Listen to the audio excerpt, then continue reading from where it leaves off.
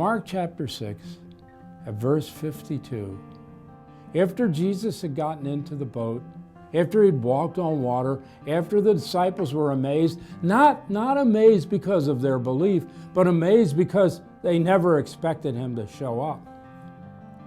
They never ever thought he would be there to deliver them. They thought overcoming the storm was up to them. That was the problem. But he came with the intention of showing them his glory. And they missed it. And why did they miss it? Because they hadn't learned anything from the incident of the loaves. Why? Because their hearts were hardened.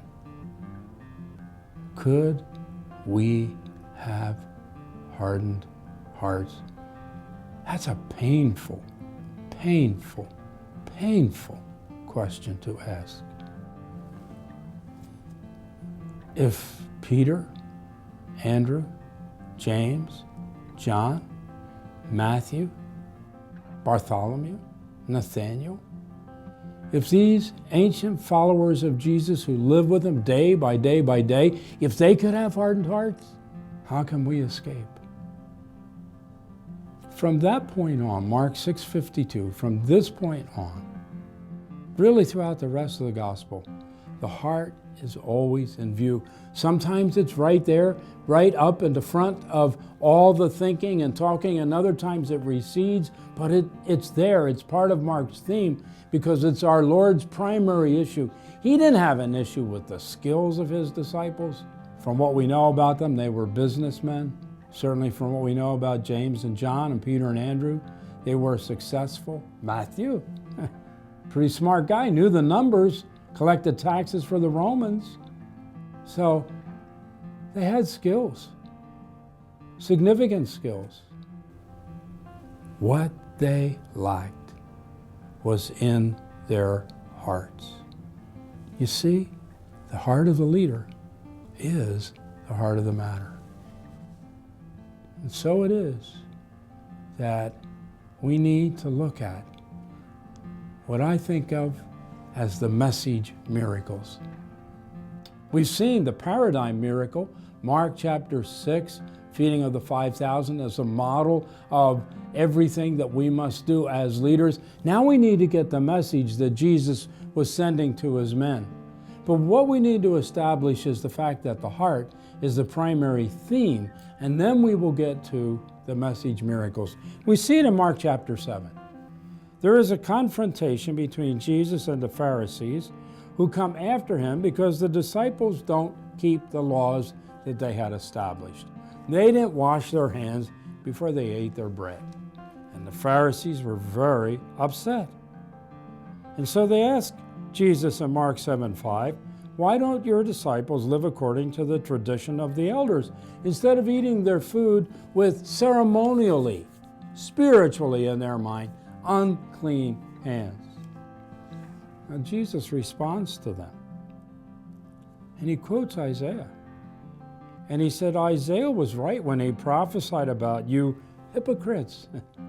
Because his point with them is this: your hands are clean, but your heart isn't. See, my friends, whatever's in the heart comes out through the hands. Clean hands, but a hardened heart creates tremendous problems. In fact, Jesus says, as he quotes Isaiah, "These people honor me with their lips, but their hearts are far from me." God says, "I, the Lord, search the heart." It's the heart that is critical to him. And so Jesus addresses the people who are there watching this confrontation. They are in Gennesaret, which is on the northwest shoulder of the Sea of Galilee. And as they are there, he addresses them and explains exactly what he's talking about from Isaiah and applies it to their situation. And he calls the crowds to him and says, nothing outside a man can make him unclean, by going into him. It's what comes out of a man that makes him unclean. A little later, Jesus and his disciples left the crowd and they entered the house, as it's described in Mark 7:17. And his disciples said, "What were you talking about?" It's interesting, his response to them, rather direct. "Are you so dull? Don't you see that nothing that enters a man from the outside can make him unclean? For it doesn't go into his heart." See the point the Lord's making? The heart is premier. The heart is number one. The heart is the primary issue. And you, my someday leaders, you, the people to whom I'm going to turn over everything that I want to do, you must understand this. You must understand that the issue is the issue of the heart.